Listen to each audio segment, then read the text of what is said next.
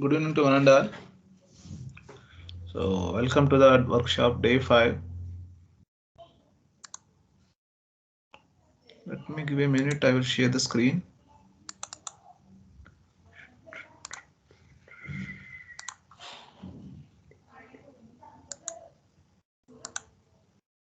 Yeah.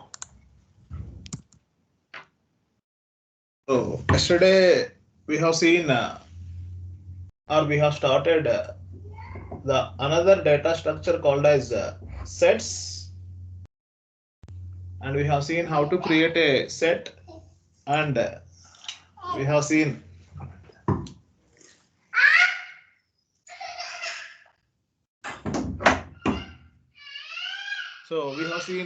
what is meant by set and how to create a set, and we have seen two or three functions, I think. Am I right? We have seen add function, update function, remove function, discard function, pop function, and clear function. Am I right? Hello? Yes, sir. Yeah.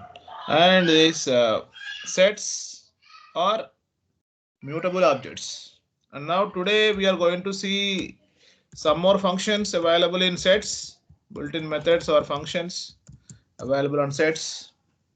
And after that we will go for dictionaries. Okay. And yeah, the the next function or the next method is subset. Okay. The next method is subset method. Okay. Generally, this method we can write like this: s dot is subset of t, where s and t are two sets, and we are going to check whether s is the subset of t or not. So in this case, this function returns Boolean value that is either true or false. It returns true if every element of S is present in T. Okay, every element of S is present in T. It returns true value, otherwise gives false value. Okay, whatever the elements we have in set S is everything is present in T, then we get true value, otherwise we get false value. Okay, for example, let me take two sets. S1 is equal to 1 2 3 4 5, and S2 is equal to something 1 2 3 4 5 6 7. Okay, so if you see these two sets, S1 and S2, S1 is having 5 elements and S2 has having 7 elements. And if you see the elements available in S1, every element of S1 is present in S2. So if you call this function print of S1 dot is subset of S2, okay, this gives always the true value, because all the elements in S1 are present in S2. So we will get the output as true value here. Otherwise, we get false. Okay, see this one. Let me open the online editor.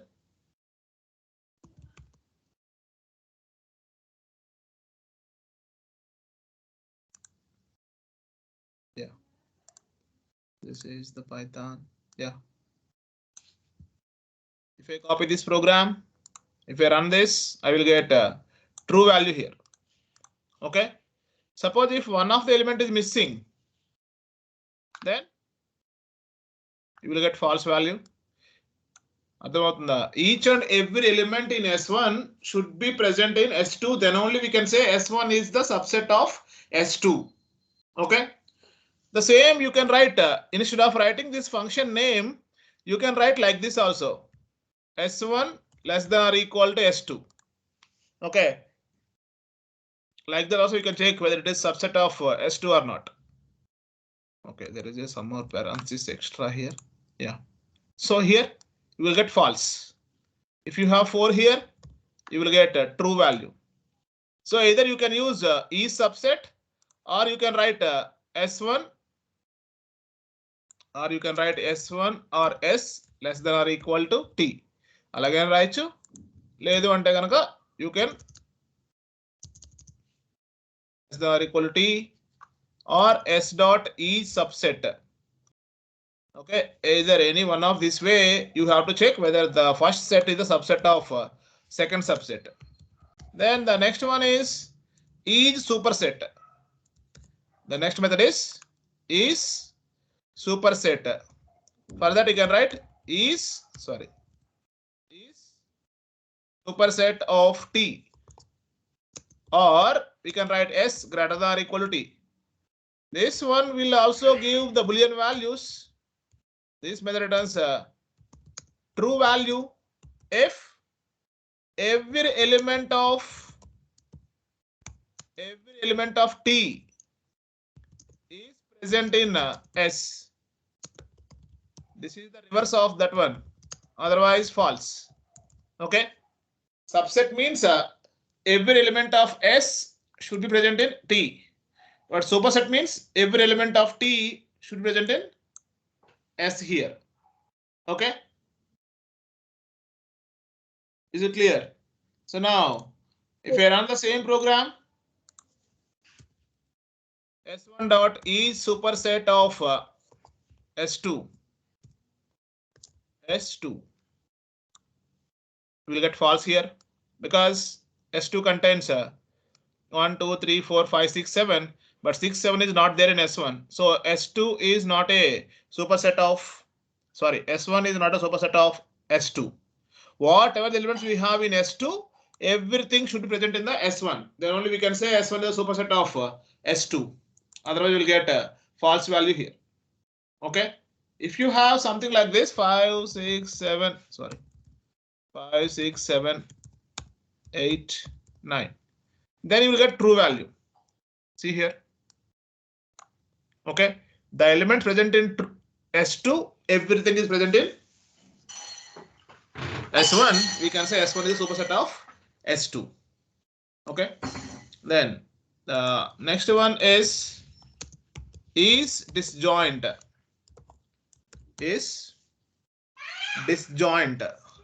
So this function returns true if the two sets, whatever we are using, the two sets are not having the common elements. The two sets are not having the common elements. Okay, disjoint sets means the sets which are not having the common elements. Otherwise gives false value. Okay, if you write something like this, S1 dot is disjoint of S2 and anukondi. Then if S1 and S2 are not having any common elements, then you will get true value. Otherwise you will get false value. See here. Here S1 and S2 are having common values. Am I right? 1, 2, 3, 4, 5, 6, 7 are common. So if you write S1 dot is disjoint of S2, you will get obviously the false value. See here. Because these two are not disjoint sets. So you will get false value here. Okay. That is another function is disjoint. Okay. And the next, generally in mathematics on sets, we are going to perform several operations. The operations like union, intersection, difference, symmetric difference. These are all the operations we are going to perform on sets. Am I right? So the same operations we are going to perform on Python sets also by using the functions or operators. Okay. So the first one is union. Okay. The first one is union operation. To perform this union operation, we are going to use this union method. So this method returns a set which contains elements which are in both S1 and S2. If you are performing union between S1 and S2, you will get all the elements which are present in S1 and S2. Am I right? So union operation combines the two sets. Okay. So for this union operation, you can call the method like this: S1 dot union of S2, so that S2 will be added at the end of S1. That means S1 and S2 are combined, and resultant set always is S1. Okay. Then this we can achieve by using the OR operator like this. This is the operator. Generally in C language that is called as OR operator, but here we can call it as union operator. Okay. Either you can use union method, or you can write the R symbol, S1 or S2, or this is called S1 union S2. Okay. By using this, you can perform the union operation. Let us see.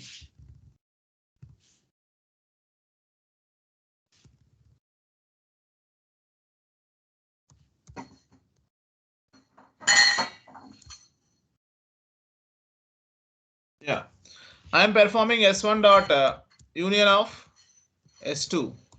If I print S1, I will get combination of S1 and S2. 1, 2, 3, 4, 5, 6, 7, 8, 9.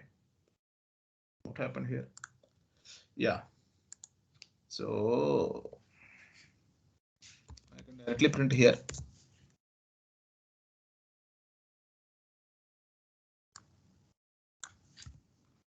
I can get 1, 2, 3, 4, 5, 6, 7, 8, 9. Okay. Because this function union method returns a set. Kabatti directly can print that one value, print of S1 dot union of S2. So that we will get combination of two sets. Okay. Similarly, intersection. What is the meaning of intersection? By performing the intersection operation, we will get the common elements which are in both sets. Am I right? When we perform the intersection,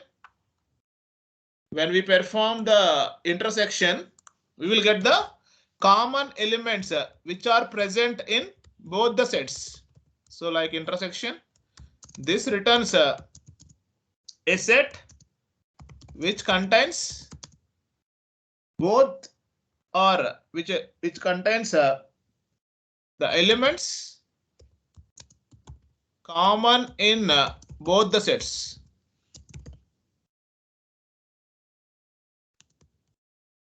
For example, if you write S1 dot, friends, are you following? Yes, sir. Yeah. So S1 dot intersection of S2, or we can write some symbol like AND operation, S and T. Okay, S1 dot intersection of S2, or we can write S and T here. So if you write S1 dot what we can intersection of S2. Is there any common elements in this S1 S2? There are no common elements, so we'll get only empty set here. Set like this. Okay. If you have any common elements like this, 6, 7, you will get 6 and 7 here. Instead of this function, you can use ampersand symbol also, S1 and S2. Then you will get 6 and 7. Okay. Either you can use that method, or you can use this symbol also. Okay. The next one is difference of sets. Difference.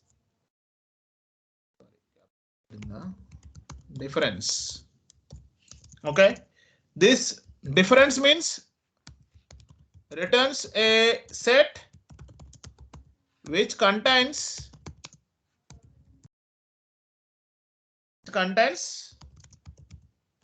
the elements which are in S1 but not in S2. Okay, returns a set which contains the elements which are in set S1 but not in S2. For that you can call like this: S1 dot difference of S2, or simply you can write minus symbol S1 minus S2. Okay, either you can call difference method or you can write S1 minus S2. Okay, then this function will give the elements which are in S1 but not in S2. Avi S1 lo undali but not in S2. So see here, see the example. Here we have 1, 2, 3, 4, 5, 6, 7, and here we can have 6, 7, 8, 9. Okay, so here we can write S1 dot difference of S2. Okay, elements which are in S1 but not in S2. What we will get here? What we will get? Hello? Anyone please respond. Difference method will give the elements which are in S1 but not in S2.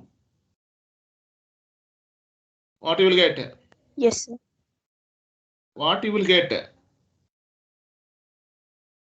What is the output you will get? 1, 2, 3, 4, 5. Yeah, 1, 2, 3, 4, 5. Because those are available in S1 but not in S2. But 6, 7 is already present in S2. So 6, 7 will not come. 8, 9 will not come because 8, 9 is not there in S1.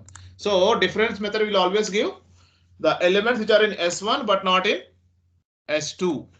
So instead of this S1 dot, you can write S1 minus S2 also. Then also you get the same output. Same 1, 2, 3, 4, 5. Okay. And there is a one more difference or the function called as symmetric difference. There is a function called as symmetric difference.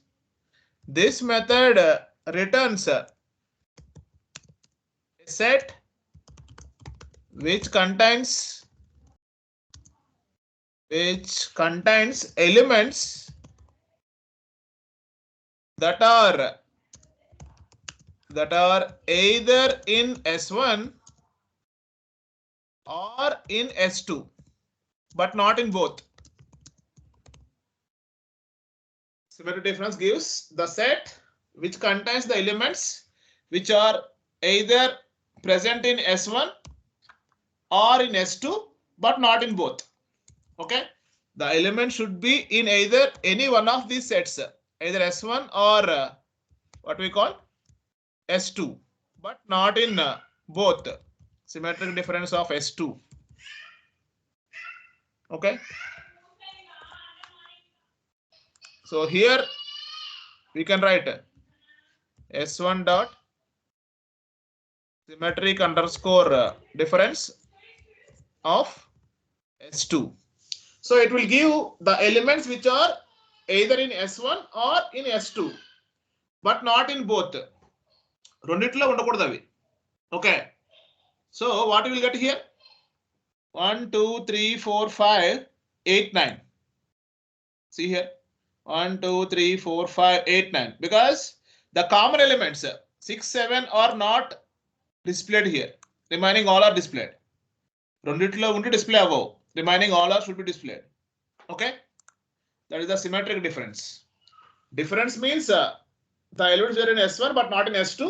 But symmetric difference means elements that are in either S1 or in S2 but not in both. Okay, then the next function is copy function. Okay, this function returns a new set which is the copy of the set, which is the which is a copy of the set S1. Okay, so you can call this method like this: S1 dot copy. Okay, then whatever the elements we have in S1, everything will be copied into another set. Okay, that we can write like this: S2 is equal to S1 dot copy. That means we are copying all the elements in S1 into S2. Now, if you print S1, the same elements, and S2 also same elements. See here, 1, 2, 3, 4, 5, 6, 7. Like that, you can copy the elements from one set to another set. Okay, is it clear? Yes, sir. Yeah, and if you want to create a empty set, don't use the curly brackets like this. Okay, this is not creating the empty set. If you write S1 is equal to curly bracket like this, it will always a dictionary, not a set. Okay, it will always dictionary. If you want, you can check print of type of S1. See here, that is the class dictionary. Okay, so if you want to create empty sets, don't go with curly brackets. Instead of that, you can go with set function. Now this is set. Okay, if you want to create empty set, don't go for empty curly brackets. You can go with set function. Okay, okay now. Yes, sir. Yeah, then as I told you yesterday, there are some common operations on lists, tuples, and dictionaries. What are those operations? The common operations which are going to perform on lists, tuples, sets, and dictionaries. What are those? Length, max, min, what is called? Sum. Okay. All these are we are going to perform on sets also. The same length of the set, maximum element in the set, and minimum and sum. Okay. And we are going to have one more operation like any and all also. Okay. Any and all. This any operation gives true if any one of the element, if any one of the element in list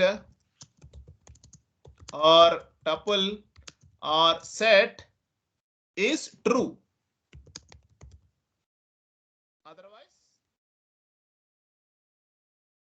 okay, if any one of the element in list or tuple or set, that means this operation we are going to use either on lists or tuples or sets. So if any one of the element is true, that means if it is non-zero value, that is true. In programming languages, non-zero value means true value. So if it is non-zero value, we will get true value, otherwise false. So whereas all, this also gives Boolean values, that is true if all the elements in list or tuple or set is true, otherwise false. Okay, if you want, you can see here. Here we have some set S1 is equal to 1, 2, 3, 4, 5. Then if you write print of any of S1, Okay, so here all the elements are non-zero values, so you will get a true value here. And if you write all,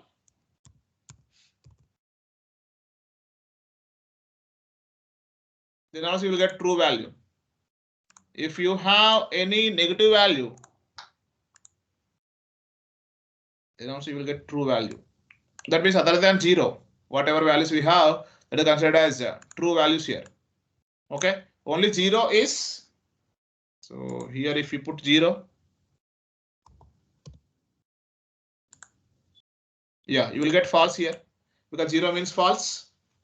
So you will get a false value here. Okay, like that you can perform these operations on sets like max, min, length, sum, any, all these things are performed on sets. Okay, that is about sets. There is a one more set called as frozen set. Anybody having any idea of this frozen set? Anybody? Anybody having any idea of this frozen set? Guys, please respond. It makes immutable. Yeah, very good.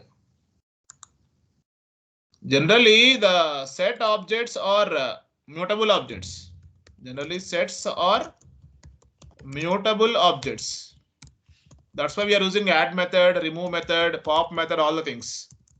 Okay, but the frozen sets are immutable objects. Frozen sets are immutable objects. That means whenever you have the set of elements, if you want to make the sets are immutable, then you have to make the set as frozen set. Okay, ఏదైనా set లో మీరు value store చేసిన తర్వాత if you want to make that set as immutable object, then you have to make that set as a frozen set. Okay, that we can done like this. S1 is equal to, we are going to write a frozen set of, we are having some list of values, or we can write S2 is equal to some frozen set of something like this, 4, 5, 6. Like that, you can create the frozen sets. Some set variable is equal to frozen set of some list of values. So that this 1, 2, 3 will be becoming the set of elements which are in frozen set. See here, if you write like this and if you print S1 and if you print S2, you will get frozen set values. See here, frozen set 1, 2, 3 and frozen set 4, 5, 6. That means in this sets, if you want to perform S1 dot add of something 7, generally in sets, the add function always adds the element in the to the set. Am I right? Yesterday we have seen. But here frozen sets are not allowed. See the error? Frozen set object has no attribute called add. Okay. Is it clear? Whereas, Yes, sir. you can write like this, print S1 or S2. That means union is performed. We can perform union, you can perform difference, you can perform copy, you can perform intersection like that. But the addition and the removing, that means updating the sets, is not allowed in frozen sets. Remaining all are allowed, but adding the elements, removing the elements, these are all not allowed. Okay, that's about frozen sets and the sets in Python language. Okay, and yesterday somebody asked that in tuple, if you write the dictionary, something like this, 1a and something like this, 1 colon, sorry, something a and something 2 colon b. If you write like this and if you add something like this, 2 and 3 is equal to something c, if you write, and if you print T1, then you will get 1A, 1A, 2B, 3C, like this. Okay. But not only dictionary, if you nested any dictionary or list in tuple, okay, then you can directly modify this value. That is possible. Okay, in the place of this dictionary, if you write the list also, maybe the list value is 1, 2, 3 or 4. And if you write T1 of 2 of 3 is equal to 5, that means this third position value will be modified. See here, 1, 2, 3, 5. That means in the tuple, if you nest any list or dictionary, that values can be modified. But whereas if you want to modify the first element, T1 of 0 is equal to 2, that is not allowed. See here, tuple object does not support the item assignment. That is not possible. But if you nested any list or dictionary, that can be possible. Okay, directly you cannot modify the tuple value directly by using index value, but if you nested any list or tuple, that those values can be modified. Okay, and the next data structure is dictionaries in Python. Okay, the next one is dictionaries in Python. Okay, so dictionary is one of the data structure in Python in which we are storing the elements in the form of key and value pairs. In dictionaries, we are going to store the elements in the form of key and value pairs. Whatever the elements you have to store, each and every element should have one key and one value. Okay, prati element ki key undali as well as value undali. Okay, and while writing the dictionaries, each key is separated from its value by using a colon operator, by using colon symbol. Okay, that means a key we can write followed by colon followed by the value, and the consecutive elements are separated with a comma operator. Consecutive elements are separated with the comma operator. Okay. Okay now, and whenever you are writing dictionaries, all the keys in dictionaries must be unique. All the keys in dictionary must be unique, and all the keys must be immutable objects. Keys must be immutable objects. That means once you write the keys, those keys cannot be modified.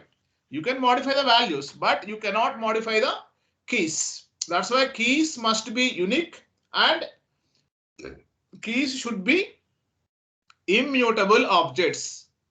Okay.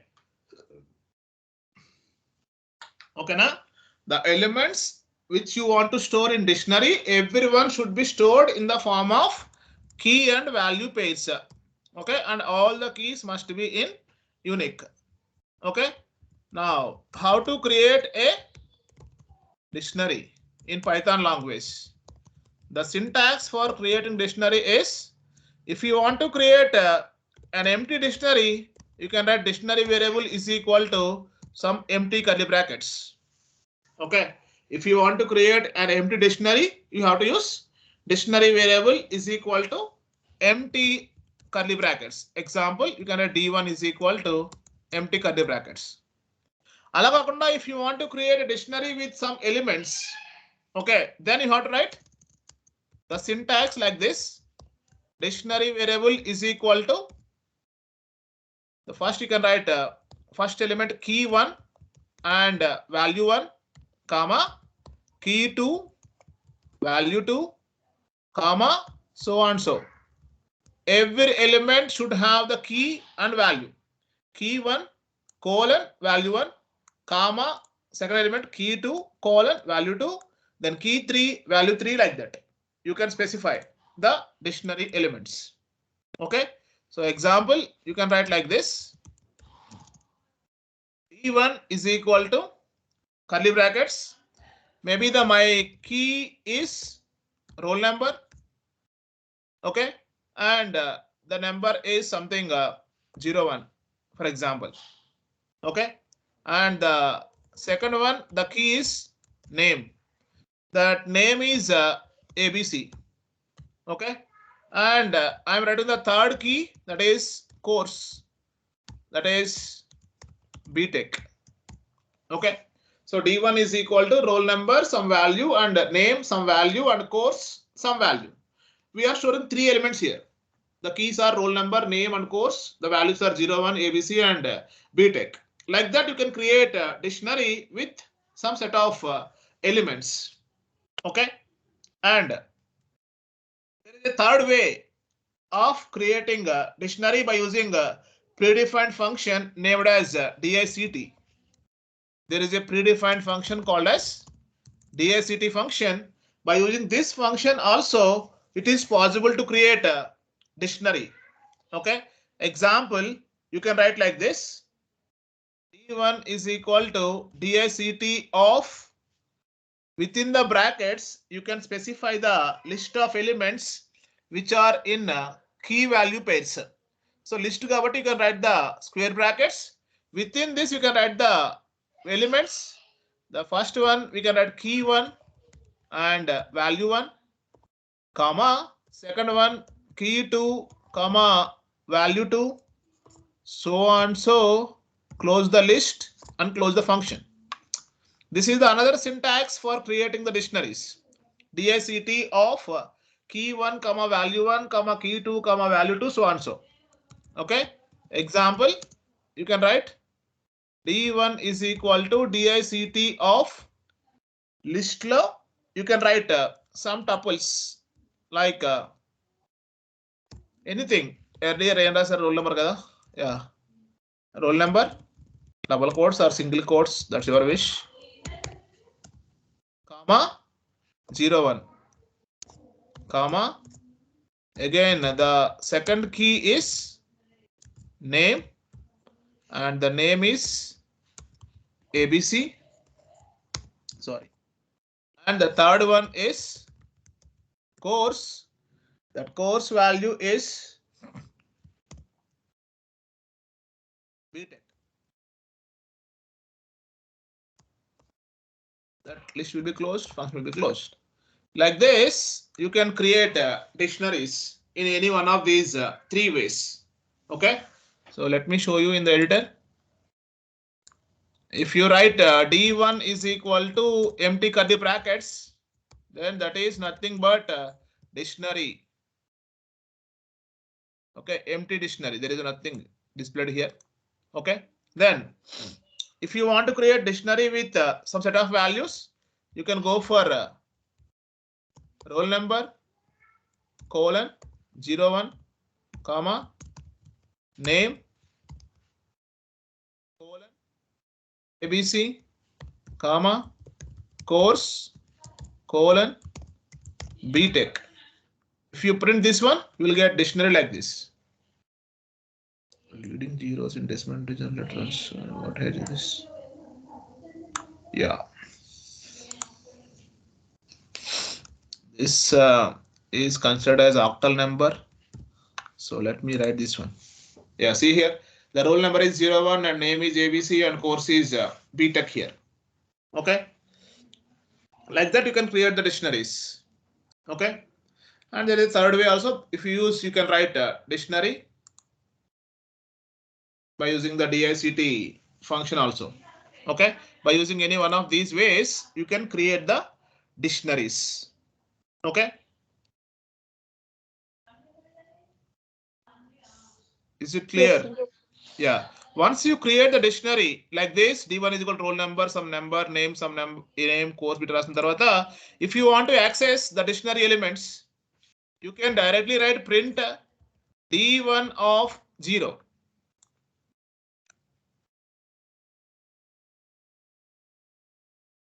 sorry, not 0. You have to write the what we call the key. Print D1 of roll number. What you will get? 0 1. So if you want to access the values in dictionary, you have to use D1 and roll number. Earlier in lists, if you want to access any elements, you have to use index values. Okay, but here in dictionaries, keys are acting as index values. So if you want to access any value available in dictionary, you have to use the keys. Dictionary variable name D1 followed by key, so that you can get the value of associated with that key. Okay, either you can access any element from the dictionary by using the square brackets and key.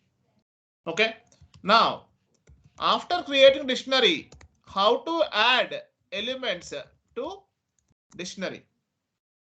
Okay, if you want to add any new element to the dictionary, how we are going to add?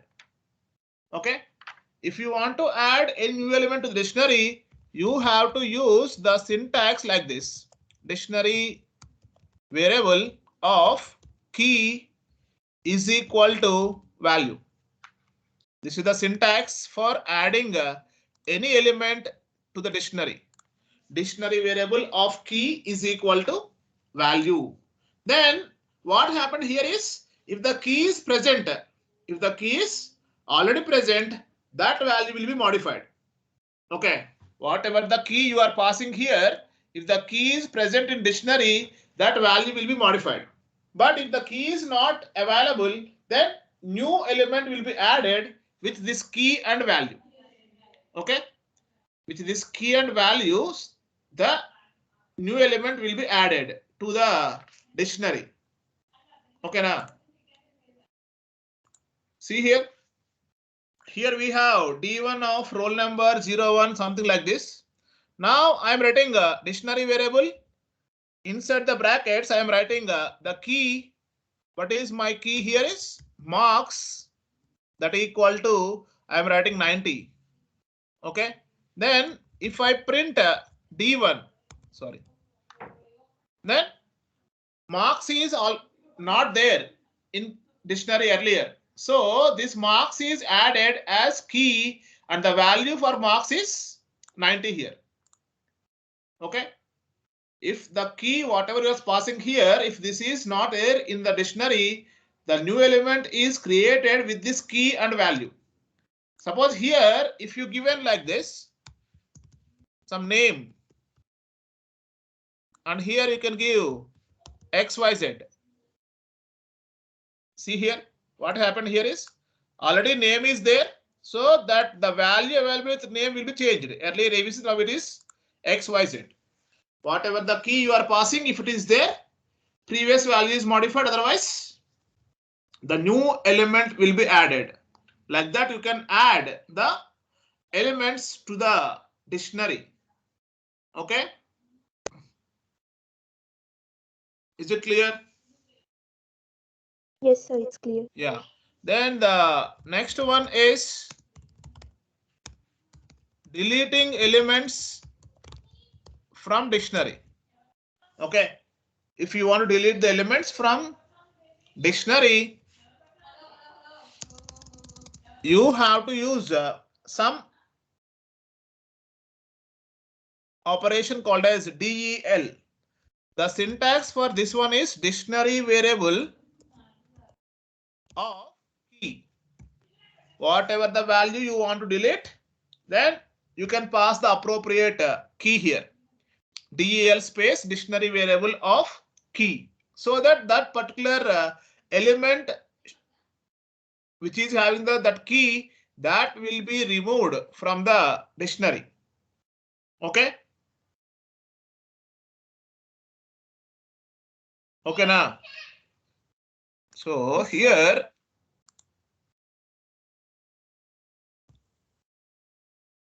if I write like this, DEL space D1 of course. Okay, D1 of course. That means the element which is having the key course will be deleted from dictionary. Now we will get only two, roll number and name only. that will be deleted. Okay, so deletion can also be done by using the key values here. Okay, or you can write one more function, that is pop function. Okay, that function is pop function. So for this function, you have to pass some what we called you can call pop function. See the output here, d1 dot pop.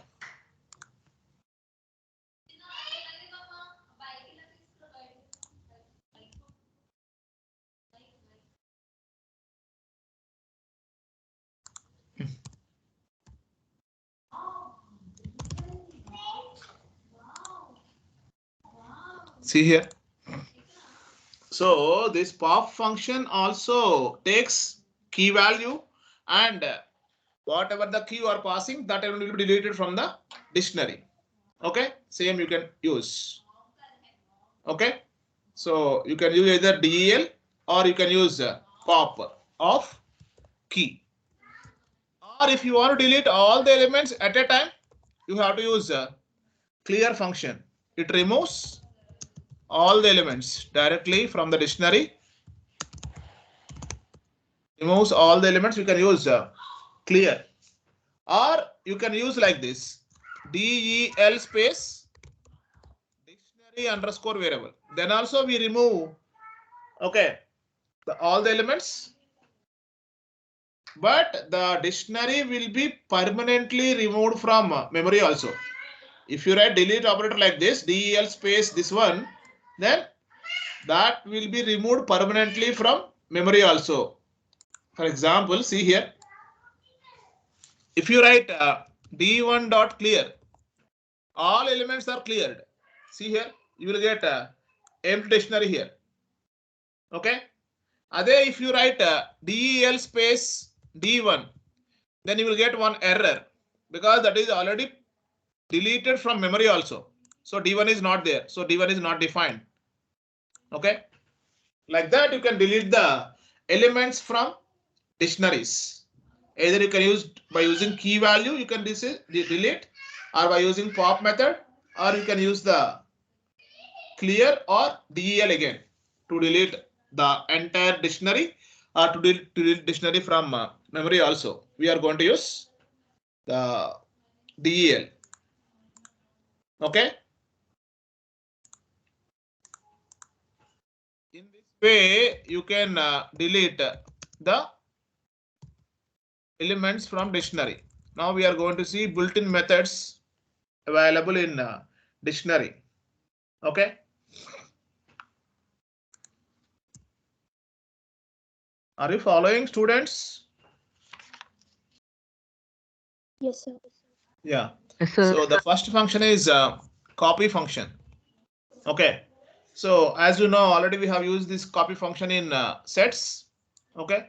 So this function returns a copy of a dictionary. Okay. We are going to write something like d1 dot copy. Okay.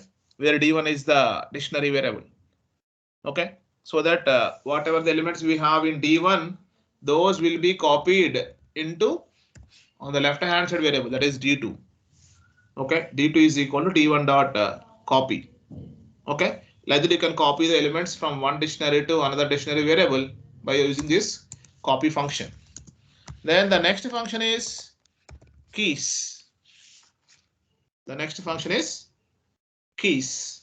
This function returns a list of keys available in dictionaries.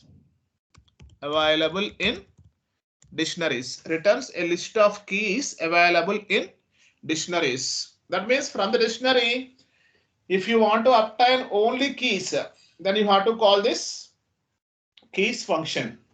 Okay. From the dictionary, if you want to obtain only values, you have to use values function.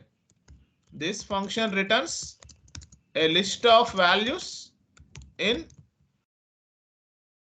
in dictionaries. Okay. If you want to obtain both key and values, that means if you want to get the entire element, you have to use the function called items. Okay, this function returns a list of items with key and value pairs. Okay, a list of tuples in the form of key and value pairs. Okay, like that we have the three different functions for specific regions. So if you want to obtain keys, you can use keys. If you want to obtain values, you can go for values. If you want to obtain items, you can go for items. See here. Dictionary is there with 3 elements: roll number, name, and course. If I write d1 dot keys, it will print only the roll number, name, and course. See here. Dictionary keys are roll number, name, and course.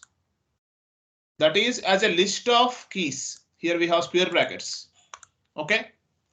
Similarly, if you want to obtain the values, you can write values like this: 0, 1, ABC, and BTech.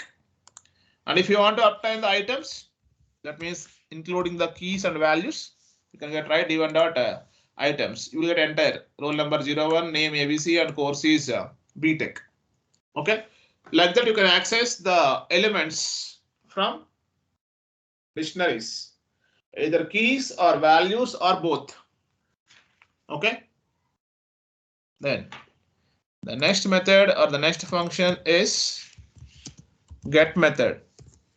For this, we can pass a key value. Okay. Earlier we have seen this one. How to access the values means you can access by using the square brackets and what we call key. In the same way, if you want to obtain the value for the key, this will returns. Sorry. This will returns the value for the key, which is passed as an argument.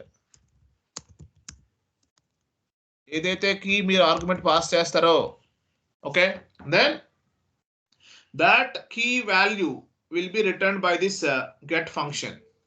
Okay, if you want, you can write like this: d1 dot get of what we called course. d1 dot get of course. Then you will get BTech. The value for course is BTech. So like this also you can access the values by using the keys. Okay. Then next one is update. Next one is update method. Okay. So already we have seen this update method also in sets. There we can use the update method for adding another set to the another set. One set of elements will be added to another set by using this update method. Am I right? Similarly, here also in dictionaries, if you want to add one dictionary values or elements to the another dictionary, you are going to use this update method or update function. Okay. Just a second.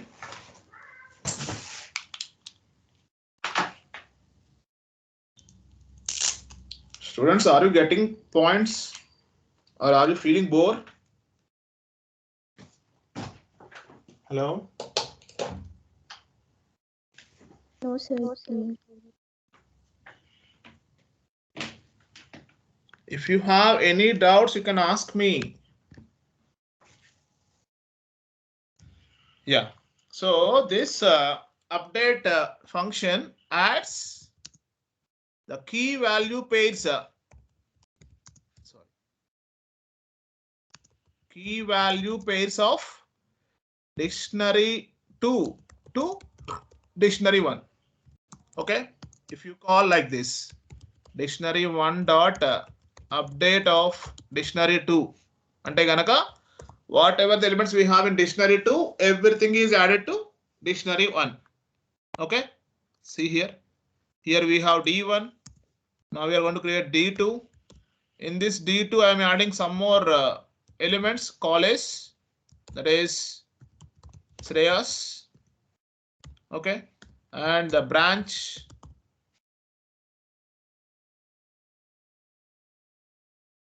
Not branch. You can write city, colon, Hyderabad. Now, if I write D1 dot update of D2, so that D1 values will be added to, sorry, D2 values will be added to D1. So if you print D1, you will get roll number, name, course. Sorry. You will get roll number, name, course, college, and city. Okay. So these two things, the college and city, are added to D1. Okay. The resultant dictionary will be D1 here.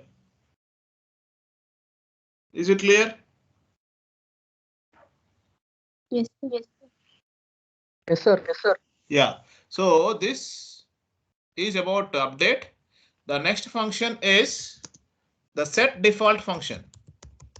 Set default. For this function, we have to pass two parameters. One is key, second one is the value.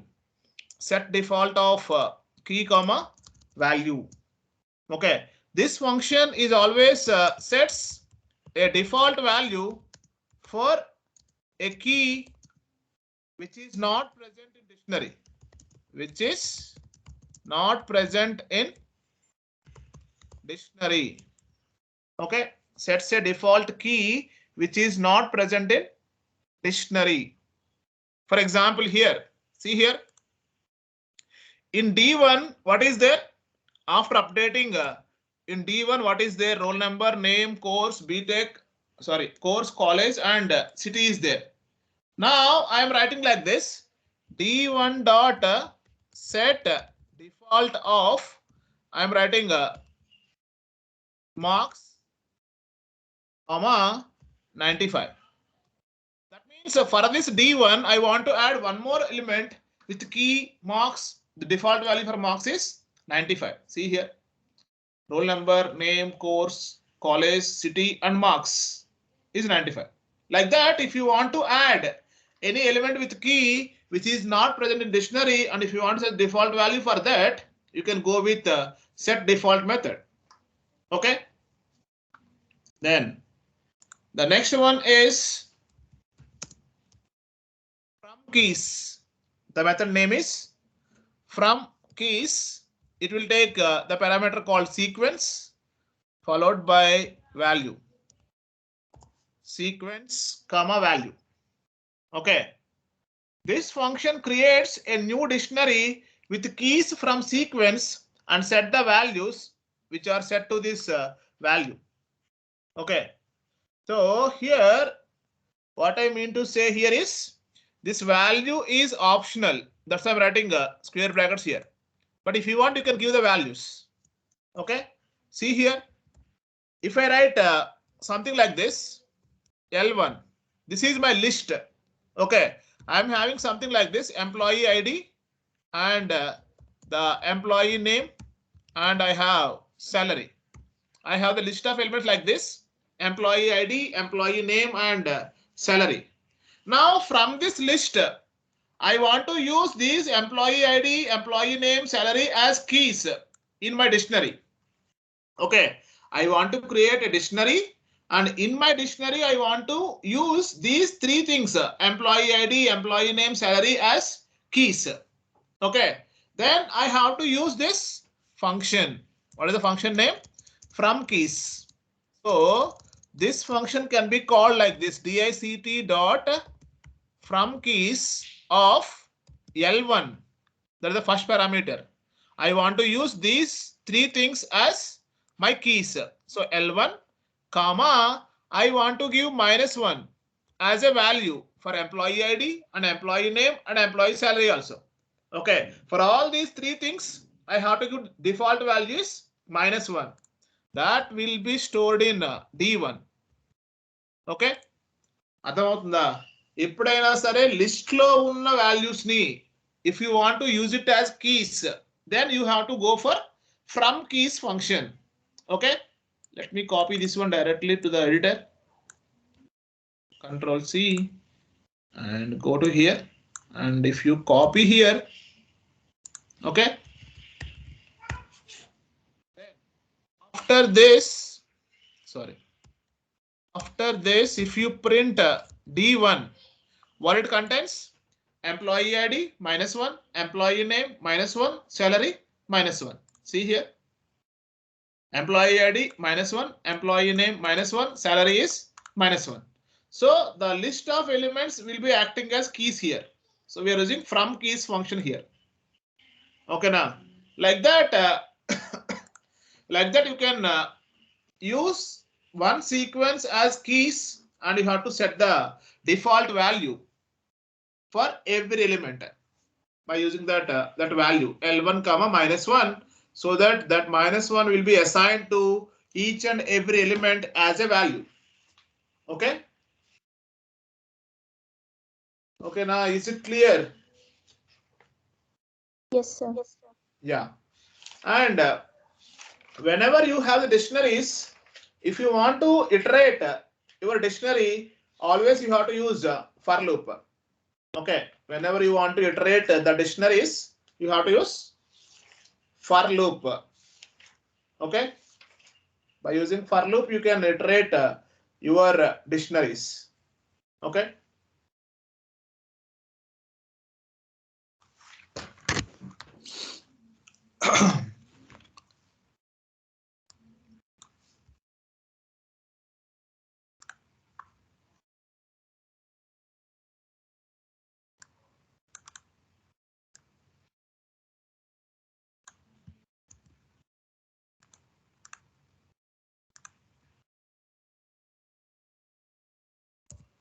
Then if you can write for I in D1, then you can write print of I.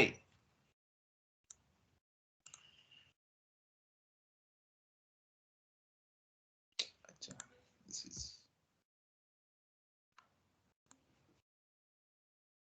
see here, we are having only roll number, name, and course. Okay, because whenever you are accessing the dictionary like this, for I in dictionary variable, always you will get only keys.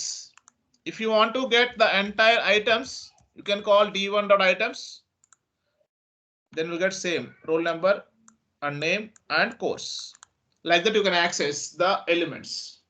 Okay, or you can access only values directly. You can write D1 dot values here, then you get 0, 1, ABC, BTech. Like that you can iterate your dictionary by using the for loop. Okay. Then yesterday we have seen the list comprehension. The purpose of list comprehension is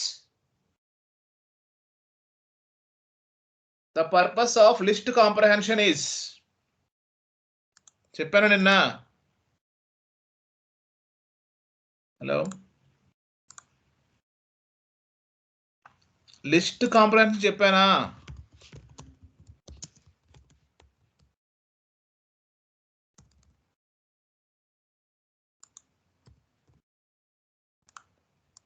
Yes, sir. List To create a computed list.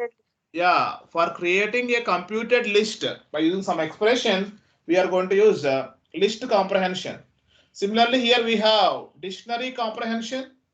So this we can use for creating a dictionary. This is the simplest way for creating a dictionary. Here also we are going to write the computed dictionary. That means we are going to have some keys and values. Those should be computed by using some expressions. Okay, so in the same manner as we have done in list comprehension, here also we can write the dictionary variable is equal to, within curly braces, first you can write expression, then for loop for I in sequence, And if possible, you can write if condition. That is optional.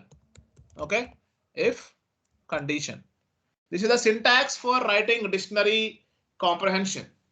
Okay, dictionary variable is equal to expression for variable in sequence if condition. Okay, example, if I write like this, D1 is equal to something, I can write x colon 2 into x. That means my key value is x and my value is 2 into x. And x 1 ayindi, my value is 2. X2 aithe key value is 4. So 1, 2, 2, 4, 3, 6 like that. Okay, I want to create this dictionary for x in range of 1, 6. That means we are starting from 1 ending with up to 5. So we will get the output as 1, 2, 2, 4, 3, 6, 4, 8 and 5, 10. See here. If I write like this and if I print D1, you will get dictionary as 1, 2, 2, 4, 3, 6, 4, 8 and 5, 10. Like that, you can create dictionaries by using the dictionary comprehensions. Okay. By using this, we can create dictionaries in a simplest way by using expressions. Is it clear? Yes, sir.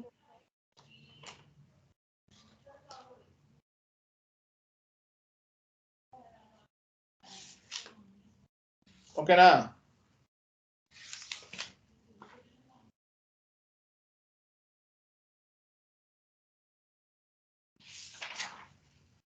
That's about dictionaries. Okay. That's about dictionaries in Python. That's about, we have seen the 4 data structures which are predefined in Python: lists, tuples, sets, and dictionaries. Anybody having any doubts in these 4 topics? Anybody having any doubts?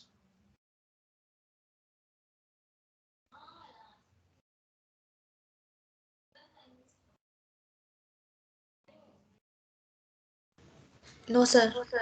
Yeah. So then next, so before going to see the implementation of stacks and queues using Python language, because in those programs we are going to write functions. So first of all, you have to know how to write functions in Python language. Okay. Then we will see how to create stacks, how to implement stacks, how to implement queues using lists in Python language. Okay.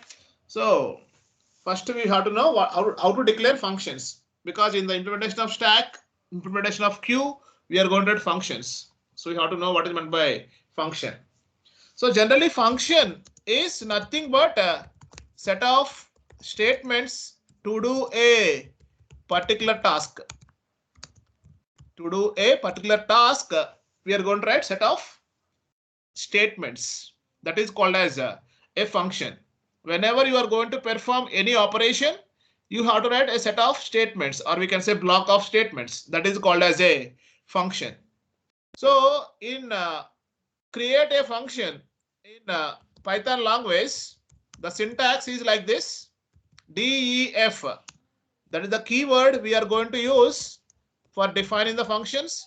Def space function name, followed by parenthesis, followed by colon, and here you can write the function body, and followed by, you can write the return statement.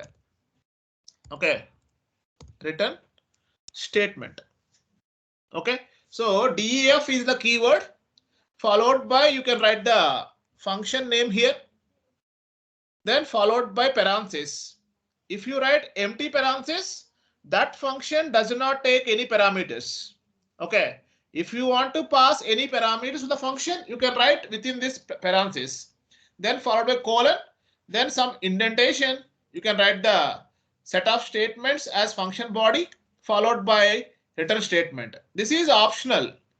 Return statement is optional.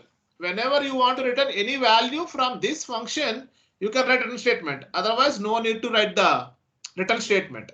Okay. Once you define the function by using the syntax like this, the function can be called by writing simply the function name. Okay. You can call the function by using the simply the function name. This is for function call. Function call cheyali ante ganaka you can write a function name so that that function will be called. Okay. See the example here. Let me write one simple function. def, the function name is fun1, empty parenthesis. I am not passing any parameters to the function. Then indentation is there, and I can write here. I can print some message. Hi everyone. Okay. This is my function body. I don't want to write any return statement. Just I want to print this message. Hi everyone. Okay. That is the function declaration. After declaring the function, you must call the function by writing the function name. What is the function name here? fun1. So function call chestar. So if we run this program, you will get output as hi everyone. First we are writing the function, then you can call the function.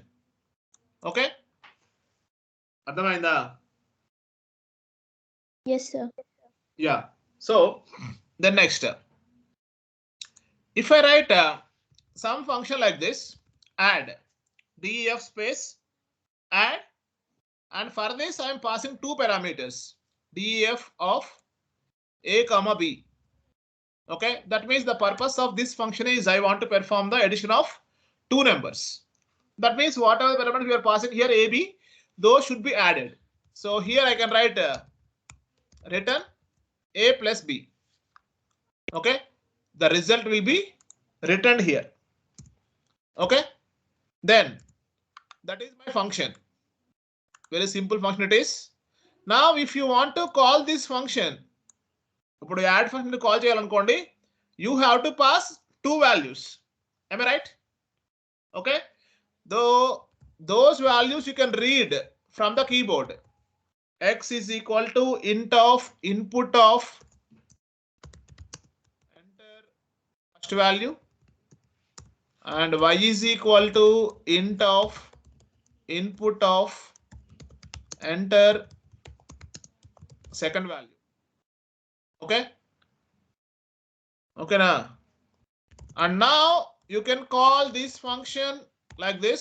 Sum is equal to add of x comma y. We are passing this x value. We are passing this y value as parameters to this add function, so that x is copied into a, y is copied into b, and those will be added. Result will be displayed here. See here, it is asking for first value. So if I give the value as 8, then I give the value as 9. Then I will get, sorry, function. Yeah, if I give 8, if I give 9, sum is equal to 17. Like that you can call the functions. Okay. And you can define the functions also. Clear? Yes, sir. Yeah. And always in Python language, whenever the functions are being used, all the functions are following call by reference mechanism. Okay. Already you know what is meant by call by value or what is meant by call by reference. Am I right?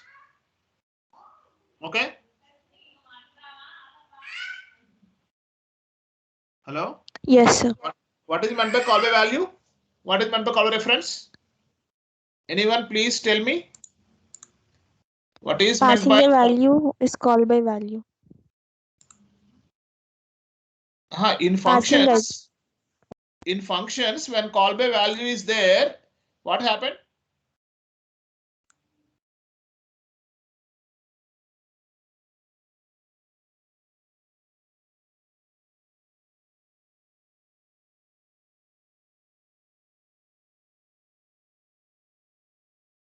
Hello.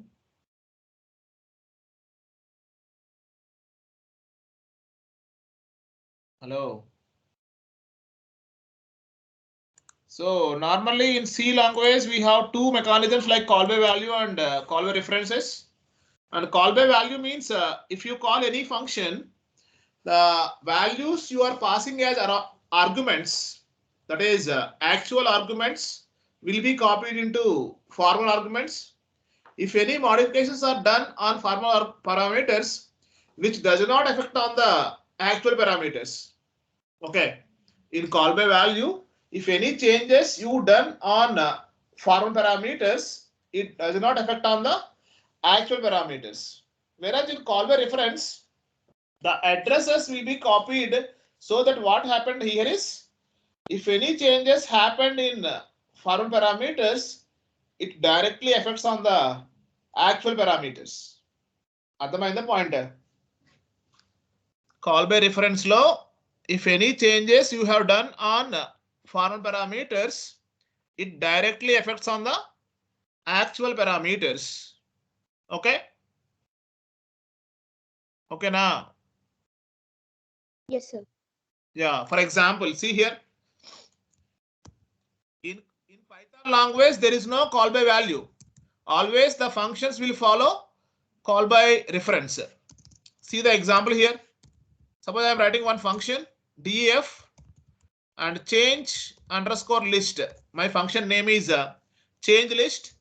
For this function, I am passing one parameter, that is list object. L1 is the list object here. We are passing list object as a parameter here. Okay. Now then, we are going to append some values. Append of 10 and L1 dot append of 30 something. Okay. And inside the function, I want to print like this. Inside function, list is comma L1. Okay. Now outside this function, I am creating one list.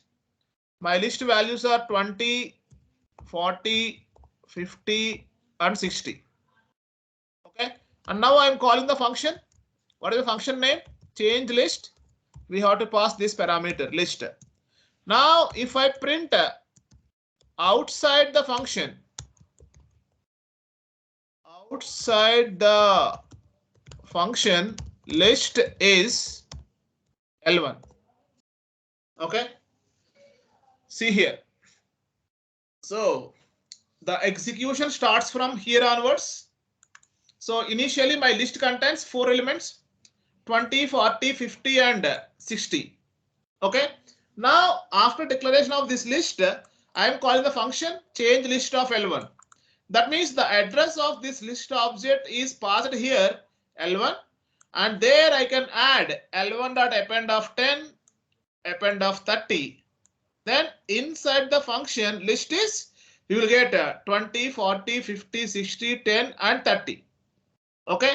Outside the function also, you will get 20, 40, 50, 60, 10 and 30. Because when we are passing the parameter or argument here, this parameter is called as actual parameter. This is called as actual parameter. This is called as formal parameter. Okay. Function header lo ఉన్నదాన్ని formal parameter అంటారు. Function call లో ఉన్నదాన్ని actual parameter అంటారు. Okay. If any changes you done to the formal parameter, here you are modifying the list. అర్థమవుతుందా? Hello. Yes, sir. Yeah. So this one. Yeah. So here, this is the actual parameter. This is the formal parameter. Okay. So here, if you are modifying the formal parameter, it directly affects on the actual parameter, because in Python language, all functions will follow call by reference mechanism. Okay, now that's why inside the function list, the same values. Outside the function also, you will get the same values. Okay, now అర్థమైందా? Yes, sir. Yeah. If I copy this one, the program, and if I copy here, okay. If I run this, see here, inside the function output is 20, 40, 50, 60, 10, 30. Outside function also same, 20, 40, 50, 60, 10, 30. Okay na? Ardhamainda? Yes, sir. It's clear. Yeah, in that way, the functions can use call by reference mechanism. If any changes made on formal parameters, it directly affects on the actual parameters. Okay.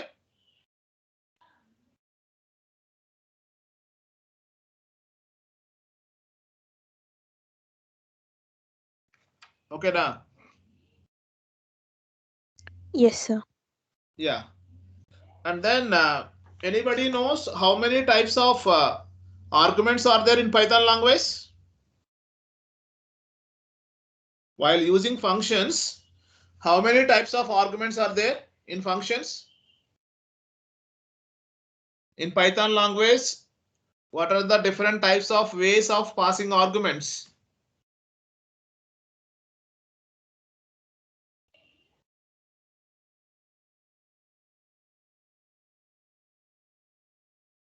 Three types. Three types. What are they?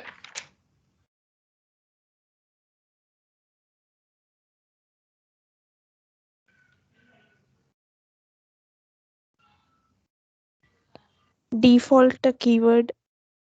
Yeah, default keyword and correct. Arbitrary arguments. Arbitrary.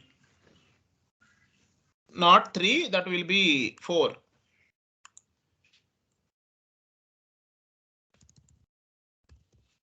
In Python language, types of arguments is four types of arguments. First one is required arguments. Second one is keyword arguments. Then third one is default arguments. And the fourth one is variable length, or we can say arbitrary. Variable length arguments. Required arguments, keyword arguments, default arguments, and variable length arguments. By using any one of these types, you can pass the arguments to the functions. Okay. That's the today's session. So because stacks program time padutundi, but time is now already 8 o'clock.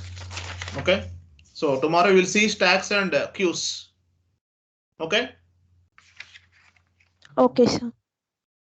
Anybody having any doubts till now? And do practice. The programming language listening is different and practicing is different. Okay, by practicing only you will learn the subject. Otherwise, just listening means there is no use of learning the programming languages. Okay.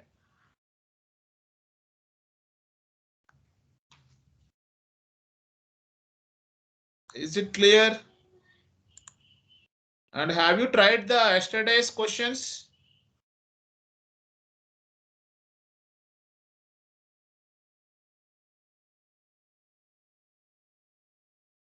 Yesterday I have given some list programs.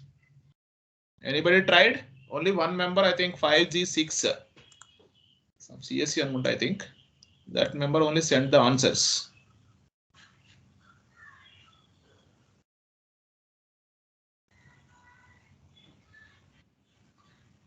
Remaining members also should practice the programs. Okay. And if you have any doubts, you can ask me.